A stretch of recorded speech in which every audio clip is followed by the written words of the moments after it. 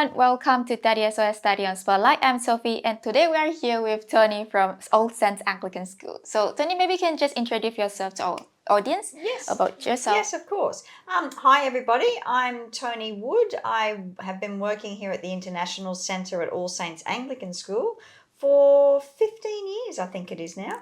Yes, 14 or 15 years. Wow, it's like quite a long time. It is a long time, but it's a beautiful school to work in. So for me, coming to work every day doesn't even feel like I'm coming to work.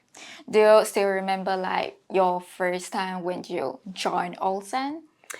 Yes, I can remember back to my first time, and I remember being very excited because it was when I first came to the school and was interviewed for the job. The people that I had the interview with were extremely kind and very nice, so it's just, I was very excited about starting, and my expectations of what it would be like to work here, they were met. Yeah. That sounds great. Yeah. So are you a teacher here? Yes. You teach yes. right? Yes. So I teach in the international section, as I said before. There's another teacher as well, Tanya Arnold. So the two of us are here teaching the students. What kind of subject that you teach in school? We do English, so we cover all the basic core skills. We also do science, maths. We do a novel class where the students will read a novel and we'll work through that through the whole term. And we also do an academic writing class. I see. Okay, so because I'm also was a student before, so sometimes I might so sometimes there will be some homework and I might miss how to say that? I might forget about the homework. Is that happens in here too? Yeah, forget. Is that happen here too? Yes, it does. I think that happens everywhere around the world. I remember being a student myself and forgetting to do my homework. It does happen. I have to admit, though, we do get a very good high rating of homework done here, but there are students who do forget to do their homework, and generally their excuse is that they're too tired. Too tired. Yeah, but I think living in this day and age, I think maybe there's a little bit of gaming or social media perhaps happening more, and then homework. Okay, so after they said that maybe they are too tired, what kind of response you giving to them? Are you just like, okay, it's okay for this time? Yeah, well, a system that we brought in here a few years ago was we've got we call it the yellow slip. And what we do is if the students don't do their homework, they get one chance. Then they don't do it again, they get another chance. But once this paper has gone to them 3 times, then they get a detention for not doing their homework. Okay, so it seems like there is like some chance before the final decisions. Before the final decisions, because things happen in their homes where they're living in homestays. Something might happen. The dog might have eaten their homework, or but things happen in life. So rather than just give them a detention straight away, if we give them the 3 chances. And then if not, they get the detention. I see. Okay. So from your perspective, what do you think the purpose of the homework? Well, we don't actually give homework just for the sake of giving homework. We don't really believe in that, but we do give homework to enhance what's been studied in the class that day. So if there's a material that we believe the students need to keep working on, and also so we can see how they are coping with it. So when they do their homework, we then get to see whether they've understood what they've studied. So I think homework's great, particularly when we need to see, are they understanding what we're studying before we move on to the next topic. But it's not that we give homework every night. Okay, so is that, from your perspective, do you think the homework should be given during the holidays or during the weekends? Look, for weekends we do give homework because I believe the students, the weekend they can still do a little bit more work. For holidays, no. And that's mainly because our students are obviously international and they have not seen their families for, it could be 1 term or 2 terms. and therefore we believe they need to go home and have that quality time with their family and just forget about studies for a little bit and enjoy their time with their family and friends without the stress of, oh, I've got to do this homework. Okay. Yeah. So I heard just now there is a Ulsan is actually a boarding school. Yes. So there is like some students staying in the boarding. So is there any assistance or support given to the students when they need to finish their homework during the weekends here? Yes. So in the boarding house, the students, they have a mandatory 2 hours of study time per night. Okay. So in that 2 hours, they must sit and do their homework or their study. For some students, they're doing longer than 2 hours sometimes because they wish to study a little bit more. But there is always a teacher, so a dorm master, that will be with them. We also have gap students that come over for maybe sometimes for 2 terms or for a year, and they're here as well. So they're here to help the students do all their homework and answer any questions that they have. Oh, that sounds great. Students get like a lot of support. They get a lot of support here, yes, a lot of support. Okay, so other than homework, what kind of activities normally students will go through during their study in school? Do you mean in the dormitory? Yep. Yeah. So in the dorm, living here at the school, they're very lucky because they have access to a gym. They've got access to swimming pools, basketball courts, etc. So they've got a lot of time to enjoy activities right in their backyard. But then on the school holidays, the dorm masters will take them on trips. So whether that would be a trip down to Byron Bay or Brisbane or different places to show them different cities. I see. Is there any specific set timeline for students to do any activities when they're in boarding house? What do you mean by set times? I mean like maybe from 9 to maybe from 7 to 8. It is like dinner time. 10. Yes. It's set. Absolutely. They have set breakfast time and they have set lunch times on the weekend and set dinner times. I all see. of that set. Okay, so student must follow the... Yes. Okay, I see. All right. Oh, I got actually extra question since you mentioned the penalty thing. So after the third time strikeout, do they restart the count again? Is that what you guys do? Or Yes. keep going? Oh, Yes. They do. They give them a chance. Yeah, we They restart restart. it again. Okay. So is that any record when they graduate? No. No. Okay. No. That's not recorded when they graduate. No. Would that record be sent to their parents, or it just keep? No, it's just kept here. If I do believe if a student is, and that's actually not just homework, it can be behaviour as well. So if their attitude in class is not how it should be, then we will also give the yellow slip. Oh, okay. And obviously if things are not fantastic, then Mr. Bartlett will obviously make a phone call to the parents and contact them just to let them know that we're a little bit worried about their child's behaviour and I see. and sometimes by letting the parents know, Okay. the student's like, uh-oh. So when we're talking about international students to study here, is there like any support providing to them when they first arrive here?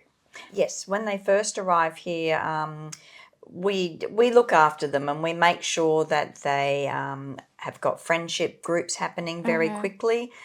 We keep our eye on them to make sure that they're not on their own at lunchtimes and morning teas.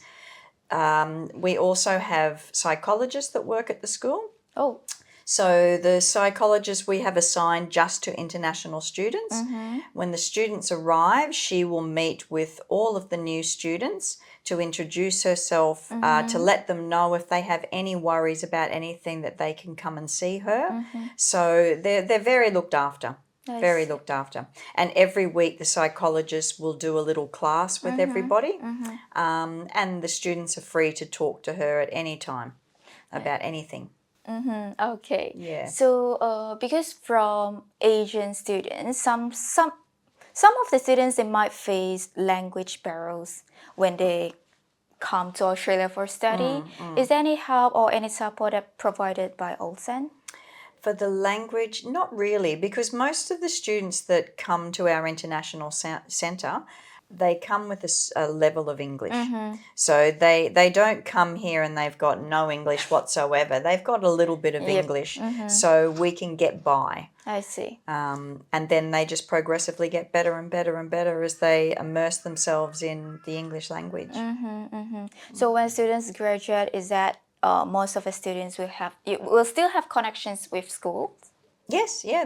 All of the students, when they graduate, they often come back to visit because they loved it so much. So And we they're often see, welcome.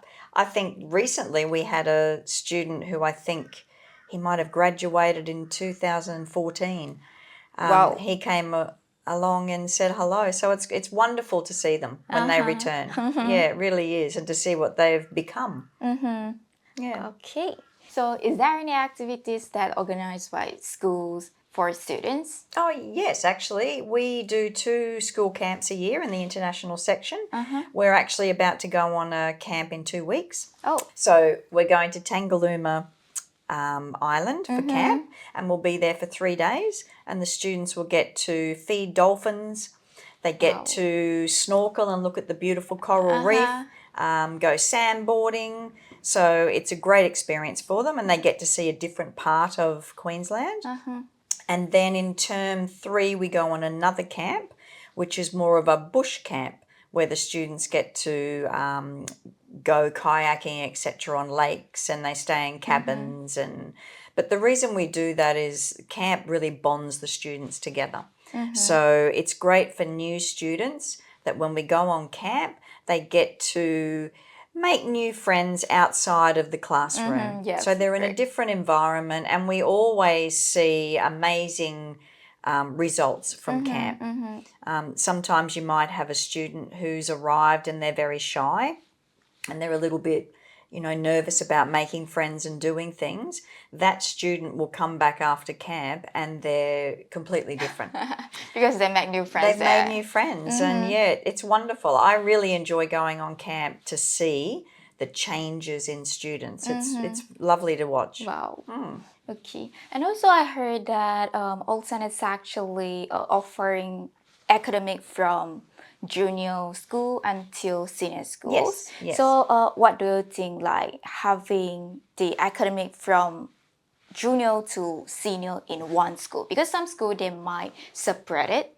How do you think that the advantage for having all academic together? I think having a school like ours where students can start from junior school right up to senior school, I think it's wonderful because the environment is very familiar to them.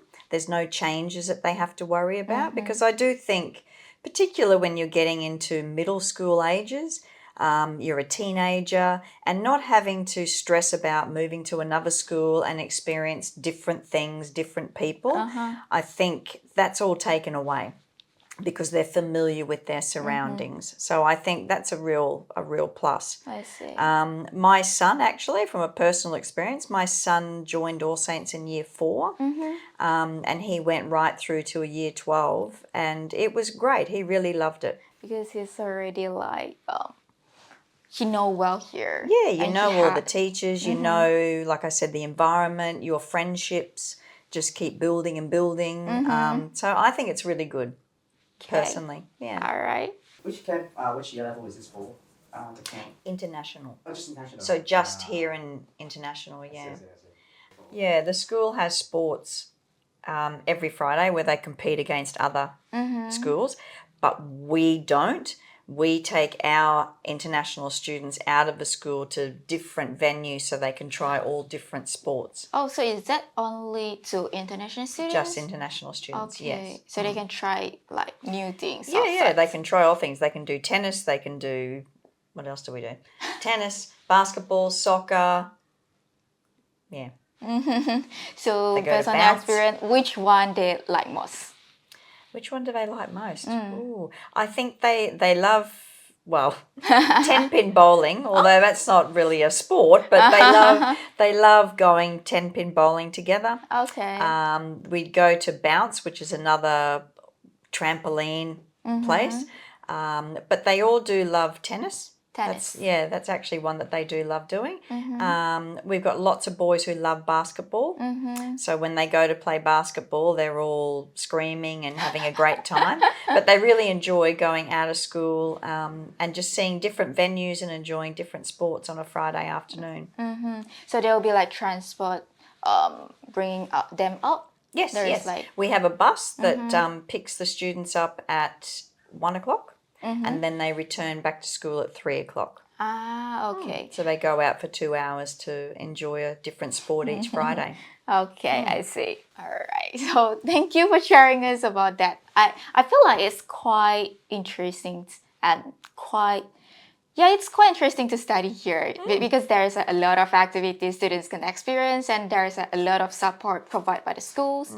So students and parents, they might not worry about their life to study here. Yeah, absolutely. I think as a parent myself, I think for all the students that are coming here to International House, the parents can, they can feel relaxed and not worry because their child really is looked after. It's a very safe environment. It's a fun environment, and their children will be happy. Definitely happy. Yeah.